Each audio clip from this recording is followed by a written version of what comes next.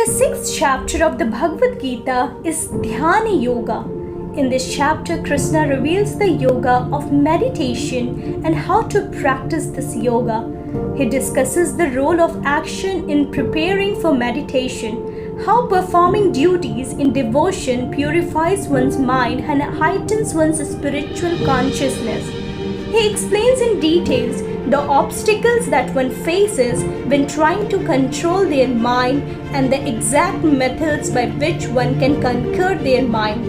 He reveals how one can focus their mind on Paramatma and unite with the God.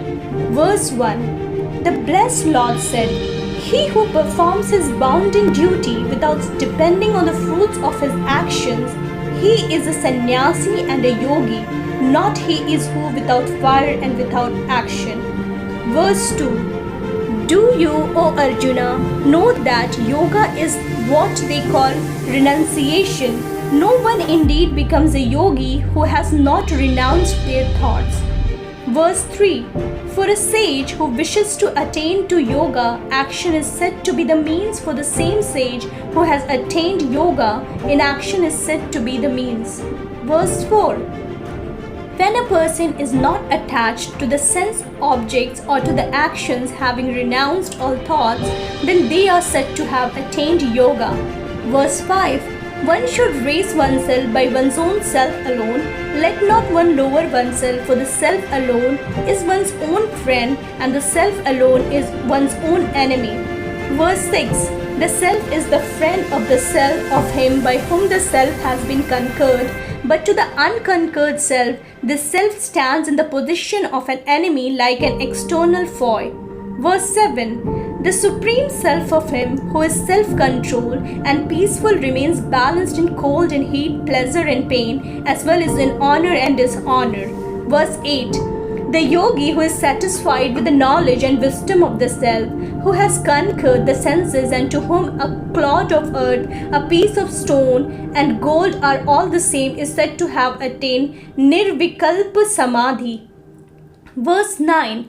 He who is the same mind towards the good-hearted friends, enemies, the indifferent, the neutral, the hateful, the relatives, the righteous and the unrighteous excels. Verse 10. Let the yogi constantly strive to keep the mind steady, remaining in solitude alone with the body and mind controlled and free from hope and greed. Verse 11. In a clean sport, having established a firm seat of his own, neither too high nor too low, made of cloth, skin and kusha, grass layered one over the other. Verse 12. They have made the mind one painted with the actions of the mind and senses control. Let him seated on the seat practice yoga for the purification of the self. Verse 13. Let him firmly hold his body, head and neck erect and still, gazing at the tip of his nose without looking around. Verse 14. Serenity-minded, fearless, firm in the vow of a brahmachari, having controlled their mind, thinking of me and balanced in mind, let them sit having me as their supreme goal. Verse 15. Thus always keeping the mind balanced, the yogi with the mind control attains the peace abiding in me, culminating in liberation. Verse 16. Verily, yoga is not possible for me who eats too much, nor for him who does not eat at all, nor for him who sleeps too much, nor for him who is always awake, O Arjuna. Verse 17. Yoga becomes the destroyer of pain for him who is moderate in eating and recreation, such as walking, etc., who exercises moderation in action, and who is moderate in sleep and wakefulness. Verse 18. When the perfectly controlled mind rests in the self alone, free from longing for any of the objects of desire, then it is said he is united. Verse 19. As a lamp placed in a windless pot does not flicker, so is the yogi of a controlled mind who practices yoga in the self-compared. Verse 20. When the mind restrained by the practice of yoga attains quietude, and when one sees the self by the self, they are satisfied in their own self. Verse 21. When he, the yogi, feels that infinite bliss which can be grasped by the pure intellect and which transcends the senses and is established therein, never moving away from the reality. Verse 22. Having attained it, he thinks there is no other gain superior to it. Established in it, he is not moved even by heavy sorrow. Verse 23. Let this be known by the name of yoga, the severance from union with pain. This yoga should be practiced with determination and with an undespairing mind. Verse 24. Abandoning unreservedly all desires born of sankalpa, thought and imaginations, and completely restraining the whole group of senses by the mind from all sides. Verse 25. Little by little let him attain steadiness of the intellect by holding it firmly, having made the mind establish itself in the self, let him not think of anything else. Verse 26. From whatever cause the restless and unsteady mind wanders away, let him restrain it from that and bring it under the control of the self alone.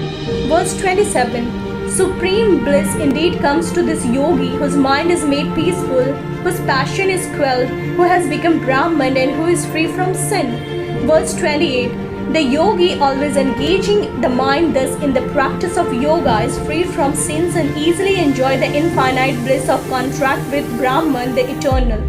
Verse 29. With a mind harmonized by yoga, he sees the self abiding in all beings and all beings in the self, he sees the same everywhere. Verse 30. He who sees me everywhere and sees everything in me never becomes separated from me, nor do I from him. Verse 31. He who begins established in unity worships me, who dwells in all beings, that yogi abides in me, whatever their mode of living may be. Verse 32. He who through the likeness of the self, O Arjuna, sees reality everywhere, be it pleasure or pain, is regarded as the highest yogi. Verse 33. Arjuna said, O Krishna, I do not see how this yoga of equanimity which you have taught me can be maintained steadily due to the restlessness of the mind. Verse 34.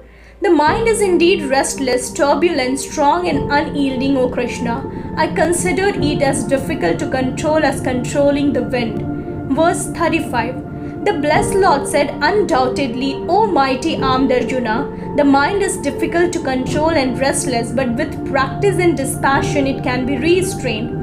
Verse 36. I think yoga is hard to be attained by one with an uncontrolled self, but the self-controlled and striving one can attain it by the appropriate means. Verse 37. Arjuna said, he who is unable to control himself even though he has faith, whose mind wanders away from yoga, what end does he meet having failed to attain perfection in yoga, O Krishna? Verse 38. Fallen from both, does he not perish like a rent cloud supportless, O mighty armed one deluded on the path of Brahman? Verse 39. O Krishna, please completely dispel this doubt of mine, for it is not possible for anyone but you to do so. Verse 40. The blessed Lord said, O Arjuna, neither in this world nor in the next will there be destruction for him. None indeed who does good, O my son, ever comes to grief. Verse 41. Having attained to the world of the righteous and having dwelt there for everlasting years, he who fell from yoga is born in a house of a pure and wealthy. Verse 42. Or he is born in family of even the wisest of yogis. Verily such a birth is very difficult to obtain in this world. Verse 43. Then he comes into contact with the knowledge acquired in his former body and strives even more for perfection, O Arjuna. Verse 44. By the same former practice he is born on in spite of himself. Even who merely wishes to know yoga goes beyond the Brahmanic world. Verse 45. But the yogi who strives assiduously, purified of sins and perfected gradually over many births, reaches the highest goal. Verse 46. The yogi is thought to be superior to the ascetic, even superior to those who have knowledge obtained through the study of scriptures. He is also superior to men of action. Therefore, be thou, O yogi, O Arjuna. Verse 47. And among all the yogis, he who full of faith and with his inner self merged in me, worships me, is deemed by me to be the most devoted.